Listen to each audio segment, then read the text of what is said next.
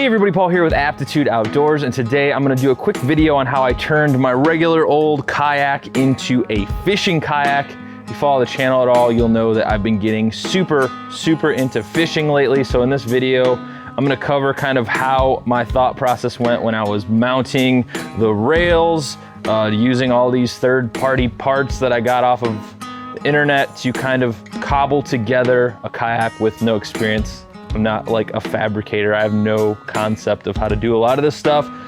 It was terrifying to drill into a fairly expensive kayak, but I just decided to go for it because, you know, while kayaking in and of itself is a fun activity, I wanted to get the most out of the kayak I already had. So with that being said, let's take it step by step on how I made this happen.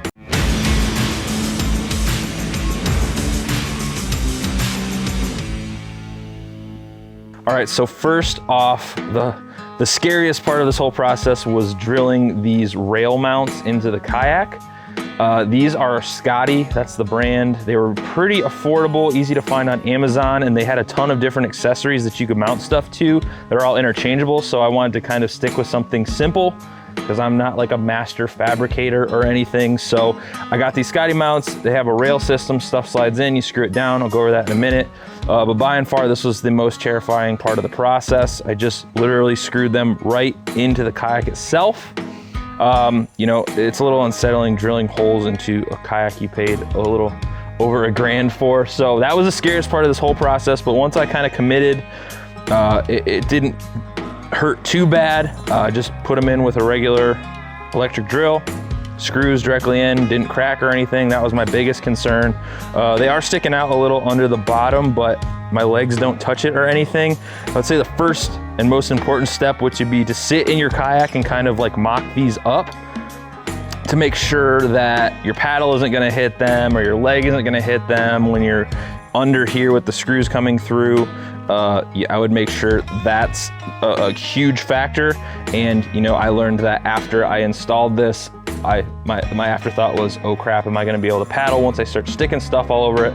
Luckily, by luck alone, nothing hits it when I paddle, so that's a good thing.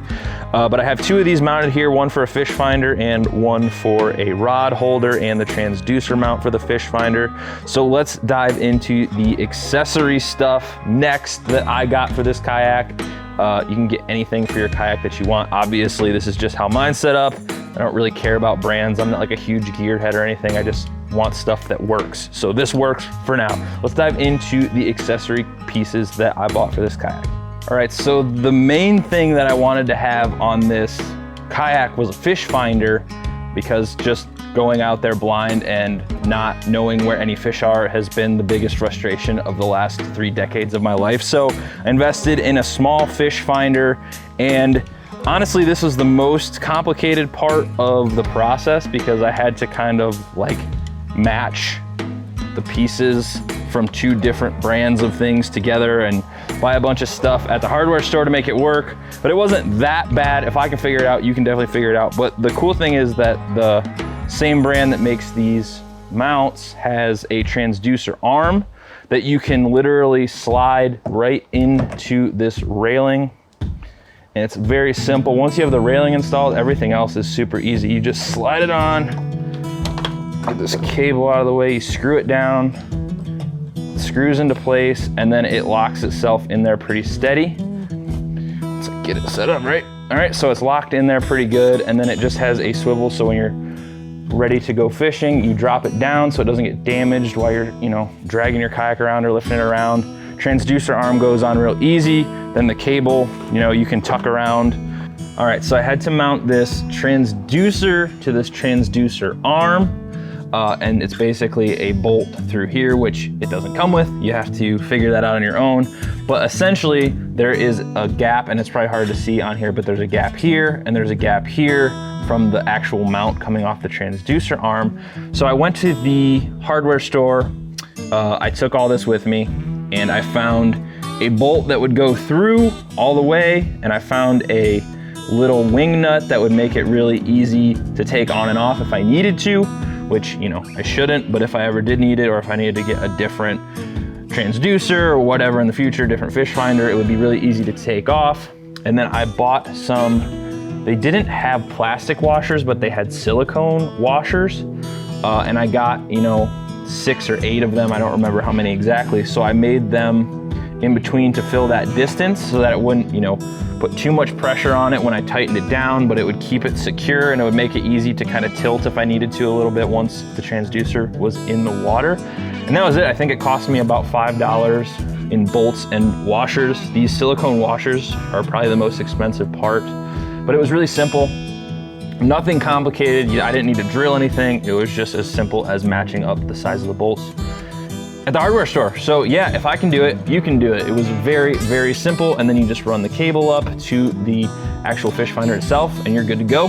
So the cool thing about this transducer arm mount is that once that's installed and screwed down, like I said, that Scotty brand has a bunch of accessories that you can buy for the kayak that make it super easy to like make it super customized. If you have no idea what you're doing, like someone like me, you can look at the parts, they all work together. So I got this fishing rod holder, which worked out awesome, and I got this extension arm, which allows me to do a lot of cool stuff. I have it kind of set up. Yesterday I was fishing in it for the first time, and I had it set up so that I could put my rod directly in front of me when I'm sitting in the kayak. Rod just shoots right straight out in front, my paddle's not hitting it. I also, you know, later in the day when I was getting kind of tired of holding the rod, you can literally pop this off, maybe, set it out like this, and now the fishing rod is shooting out to the side, and you still have plenty of room to paddle. However you decide to attach it is up to you. You could mount this directly to the kayak without any swivel arms or anything. It's up to you, but I was using this to troll. I think I'm gonna put another one on this side because then I can have 2 rods, which everybody knows that's ever kayak. There's not a lot of space in here. A fishing specific kayak is gonna have a lot more room for you to put rods and stuff, but this kayak was not designed for that at all. So I'm just kind of like making it work, which is kind of my deal. And I'm gonna put another one over here, but long story short, super easy to use. If I wanted to, if I wasn't using the fish finder, I could just throw it up here and have that out of my way, and onto this stuff. I could put a cup holder here, I don't know, whatever they sell with this stuff for beer, whatever you want. But this is super awesome. So I got the transducer arm, I got the fishing rod holder, and now I'm going to grab the actual fish finder and the mount for that, which I put directly in front of me. Worked out awesome. So I'll grab that real quick. So again, with the fish finder, I have this Garmin Striker Plus 4. It worked really awesome yesterday. You know, it was showing fish, it was showing depth, it was mapping the depth charts. I mean, what more could you want? It's a very simple thing to use. It automatically hooks up to the GPS. Great. I'm not like endorsing them or anything, but this is the one I had. It was affordable and it worked really well for my needs, and it fits. You can see how small it is for a kayak. It's like super tiny and easy to throw on here. With this, the most complicated part, sort of like with the transducer that goes with it, or the transducer that comes with this on the transducer arm, was a little bit of a hassle. You also have to have a little mount to mount the GPS to, which was pretty affordable. I think it was like $8 or $9. And as you can probably see, I just have a bunch of various random bolts and nuts that I had laying around in my garage that I put down through here to make it work. It's a universal fish finder mount for a small fish finder, so the hole's lined up perfectly. As long as you have bolts laying around that are pretty small that can fit through the hole, that's an easy fix. It probably took 2 minutes. And then it's the same concept. It literally slides right in here. You center it, you screw it down just like you did with the transducer arm. It stays nice and secure, it's not gonna go anywhere. And then it's mounted directly in front of you. So that whole setup is basically, I'm ready to go kayak fishing.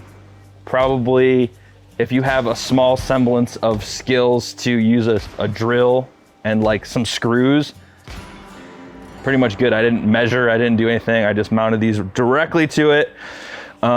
And that was pretty much it. And then with the fish finder, you know, the first time I used the fish finder was like a few weeks ago, and the cables and the batteries and all that stuff can be pretty daunting when you open the box because you're having to like wire batteries and stuff.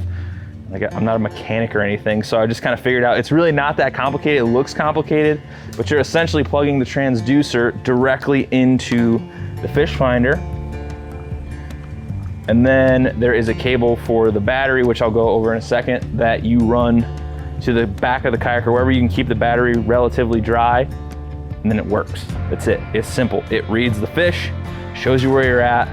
Perfect tool. So I'm going to dive into how I rigged up the battery, which was just with crap I had laying around, and it kind of works. I need to come up with a better solution, but this is literally my first attempt at setting up a kayak for fishing. So let's check out what I did with the battery.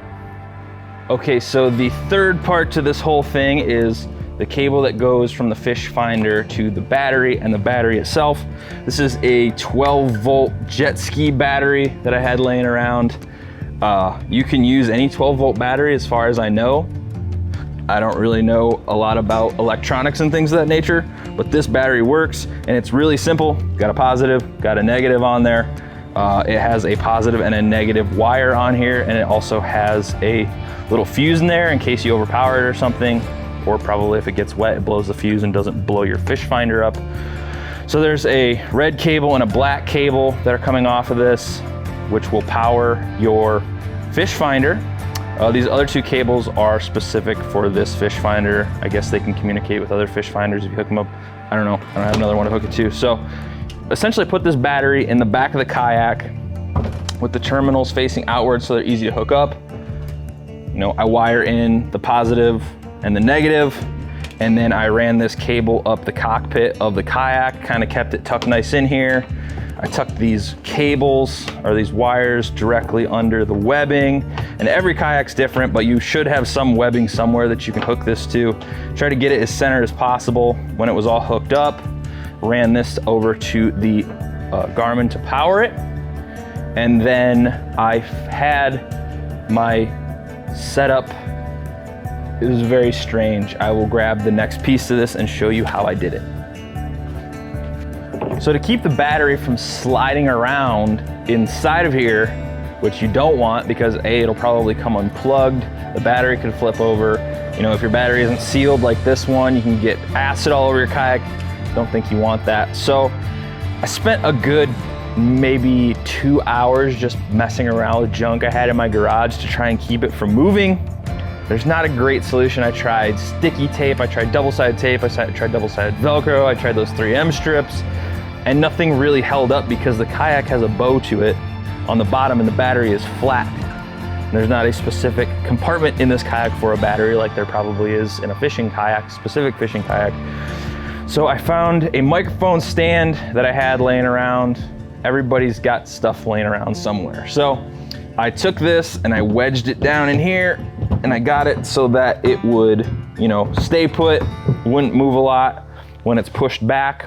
And then I literally extended the microphone stand with a piece of wood up against the battery to keep it from, you know, smashing the body of the battery. I extended this all the way out, and I put as much tension as I could, tightened it back up, and it did keep the battery from moving pretty much all day long. I didn't have it come off or anything, so it worked. Is it the best solution? Probably not, but it's a solution, and it's the solution that I have right now. So that is a very basic setup for how to turn any kayak into a fishing kayak. Yes, you don't need all this stuff. You could shove the fishing rod between your legs and save yourself a ton of money. You could put the fish finder on your lap, but for me, it's a huge pain in the ass. I don't want that shit all over me. And plus there's not anywhere to put like my tackle and stuff. So I had that between my legs. This was just like a cheap, simple setup. Probably cost me, minus the cost of the fish finder, probably cost me 70 bucks in the rails, the different mounts, accessories, and stuff like that. And that was it. So if this is something that you want to try, you know, it can be a little nerve-wracking. Like I said, the worst part was drilling the holes in the kayak. The rest was a breeze. It was just putting stuff together that I found online. So if you found this useful, you know, subscribe to the YouTube channel. I'm gonna try and make more videos like this. I don't want to do gear reviews, all that stuff. I don't care about that. I'm all about function, making shit work. That's what I'm here for. So thanks for watching, everybody. I'll see you soon with another video.